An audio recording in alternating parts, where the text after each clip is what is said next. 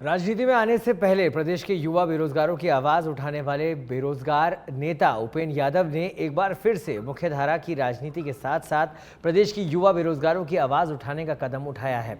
भाजपा की टिकट से शाहपुरा विधानसभा का चुनाव लड़ने के साथ साथ उपेंद्र यादव ने बेरोजगार एकीकृत महासंघ से इस्तीफा देकर राजनीति में कदम रखा था, लेकिन युवाओं के लगातार मांग के चलते उपेंद्र यादव ने एक बार फिर सरकार के सामने युवाओं की बात रखने का फैसला लिया है और महीने में एक दिन जयपुर में जनसुनवाई कर समस्याओं को सरकार के सामने रख समाधान की बात कही।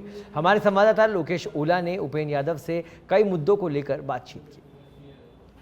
राजस्थान में युवाओं की आवाज़ उठाने वाले उपेंद्र यादव बेरोजगार संघ से इस्तीफा देने के बाद राजनीति में गए और एक बार फिर से युवाओं की आवाज़ उठाने के लिए राजधानी जयपुर के अंदर आ रहे हैं और महीने में एक दिन युवाओं के बीच रहेंगे, बेरोजगारों के बीच में रहेंगे, उनके मुद्दे उठाते रहेंगे। हमारे साथ उपेंद्र यादव मौजूद है।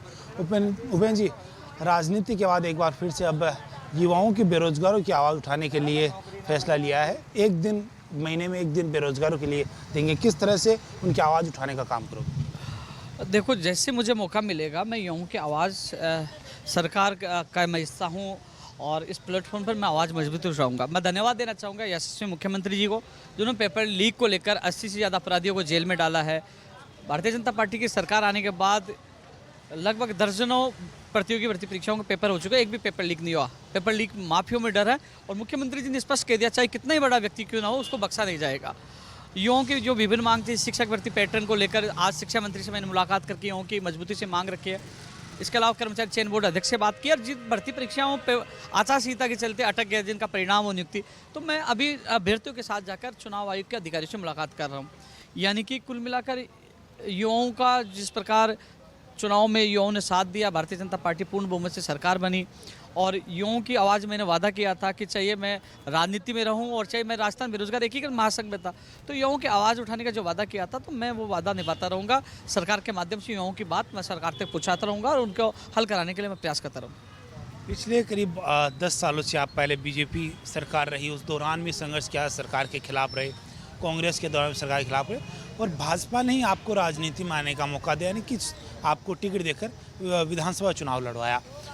आपकी पार्टी की सरकार है, कई भर्तियां अभी भी अटकी हुई हैं, वर्षों से अटकी हुई है, उनको पूरा करने के लिए सबसे पहले अब किस तरह का प्रयास किया जाएगा ताकि जो पूर्व भर्तियां जो अटकी हुई थी उनको पूरा किया जाए? देखो, भारतीय जनता पार्टी में युवाओं की बात रखने का मुझे मौका दिया यशस्वी प्रधानमंत्री और भारतीय जनता पार्टी के शीर्ष और केंद्रीय नेतृत्व और प्रदेश नेतृत्व का धन्यवाद देना चाहूँगा। मुझे मौका दिया और जिस आशा के साथ मैं पार्टी में गया था, चुनाव लड़ा था, पेपर लीक जो राजस्थान के युवा दुखी थे, हर पेपर लीक हो रहा था, हर भर्ती का, उस पर आपने देखा लगाम लगी है और कार्य आपने देखा होगा 3 से 4 महीने का 80 से ज़्यादा पेपर लीक माफियों को जेल में डाला है, भर्ती परीक्षाएं पारदर्शिता के साथ हुई है।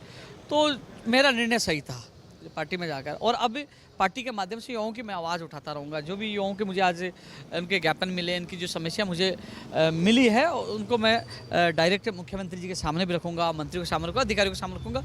जितना मुझसे होगा युवाओं के लिए हित में मैं काम करता रहूँगा। बेरोजगार नेता होते हुए आपने पेपर लीक का जो बड़ा मुद्दा था उसके खिलाफ आवाज़ उठाई, जो कार्रवाई हो रही है उससे आप कितना संतुष्ट?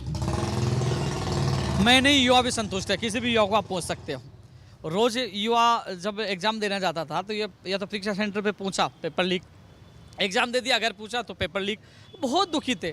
लेकिन भारतीय जनता पार्टी की सरकार आने के बाद एक भी पेपर लीक नहीं हुआ, जबकि चुन चुनकर अपराधियों को जेल में डाला जा रहा है। मैं भी संतुष्ट हूँ, संतुष्ट है और युवाओं की कई समस्या मुझे मिली है, मैं मुख्यमंत्री जी के सामने रखूँगा। ऐसा ही भर्ती में सबसे अधिक कार्रवाई हो रही है, क्या पेपर रद्द होना चाहिए? कई युवाओं की मांग है कि उस भर्ती को रद्द करके, परीक्षा को रद्द करके दोबारा नए सिरे से परीक्षा होनी चाहिए। देखो, सबसे पहले जो सरकार जो काम कर रही है वो चुन चुन कर अपराधियों को जेल में डाल रही है। जहाँ जहाँ शिकायत मिली उनकी जांच कर रही है। एसआई भर्ती को लेकर लीगल ओपिनियन भी सरकार ले रही है कि क्या हमें करना चाहिए, क्योंकि कानून को भी मद्देनजर रखना पड़ता है कि क्या नियम है, क्या कानून है, क्या करना चाहिए। तो उनके लीगल ओपिनियन भी ले रहे हैं। सरकार छात्र हित में फैसला लेगी और आपने देखा होगा अभी 3-4 महीने के कार्यकाल में आपने बताया कि बजट में 17,000 नई भर्तियों की घोषणा की है, 80 से ज़्यादा अपराधियों को पकड़ा है। वही एसओजी जो कांग्रेस के समय में एसओजी थी, वही भारतीय जनता पार्टी की सरकार में एसओजी है, वही एसओजी अपराधियों को पकड़ रहा है। तो ये इच्छा शक्ति है सरकार की, जो सरकार ने, भारतीय जनता पार्टी ने जो वादा किया था कि हम बख्शेंगे नहीं, और बख्श भी नहीं रहे। पूर्व मुख्यमंत्री अशोक गहलोत के ओएसडी लोकेश शर्मा ने भी पेपर लीक मामले को हाल ही में जिक्र किया चुनाव के दौरान। साथ ही डीपी जारोली को बर्खास्त करने के लेकर भी कहा कि वो उनके आदमी थे, इसलिए उन पर कार्रवाई नहीं हुई। क्या ये सही था? और इस तरह से लोकेश शर्मा का अब इस तरह से कहना वो राजनीतिक परिदृश्य में किस तरह से दिखता है? देखो हमारे वरिष्ठ नेता राजेंद्र राठौड़ जी ने भी लेटर लिखा है जांच के लिए, और वास्तव में जांच होनी चाहिए और युवाओं को न्याय मिलना चाहिए। मैं एक पहला युवा हूं जो पहले संघर्ष किया है और फिर चुनाव लड़ने गया हूँ। इनकी 12 साल तपस्या की है, 2.5 से 3 लाख युवाओं को नौकरी दिलाने के पास गया हूँ। और आपने कई नेताओं को देखा होगा वो अपनी कुर्सी के लिए संघर्ष करके भी सत्ता में आना चाहते हैं। मैं संघर्ष करके फिर वो इसलिए गया हूँ कि जिस प्रकार पिछली सरकार में मुझे बार बार जेल में डाल रहे थे, तो मैं जब राजस्थान में सबसे ज़्यादा युवाओं की तादाद थी, सबसे ज़्यादा हम समर्थन करते हैं, अहम भूमिका निभाते हैं, तो उसको मद्देनजर रखते हुए कि हमारा युवा नेतृत्व, एक युवा वहाँ पहुँचे तो कम से कम युवाओं की आवाज़ बुलंद करे। भारतीय जनता पार्टी ने मुझे मौका दिया, हालांकि मैं चुनाव नहीं जीत पाया, समय का अभाव था, मैं जनता के बीच में नहीं पहुंच पाया, लेकिन मैं शाहपुरा की जनता की सेवा कर रहा हूं। आने वाले समय में जनता का विश्वास जीतूंगा, आऊँगा और युवाओं की आवाज़, चाहे वो अपने विधानसभा के माध्यम से या सरकार के माध्यम से, हमेशा आवाज़ उठाता रहूँगा। मेरा कर्तव्य होगा कि युवाओं की जो पीड़ा सरकार तक पहुँचाऊँ, उनको न्याय दिलाऊँ। जो बेरोजगार के बाद में अब राजनीति में प्रवेश किया और भाजपा से चुनाव लड़ा, लेकिन उन्होंने एक बार फिर से बेरोजगारों की आवाज़ उठाने के लिए कदम उठाया और महीने में एक बार जयपुर के अंदर राजधानी में आकर बेरोजगार युवाओं की भर्तियों से संबंधित मांगों को लेकर सरकार के सामने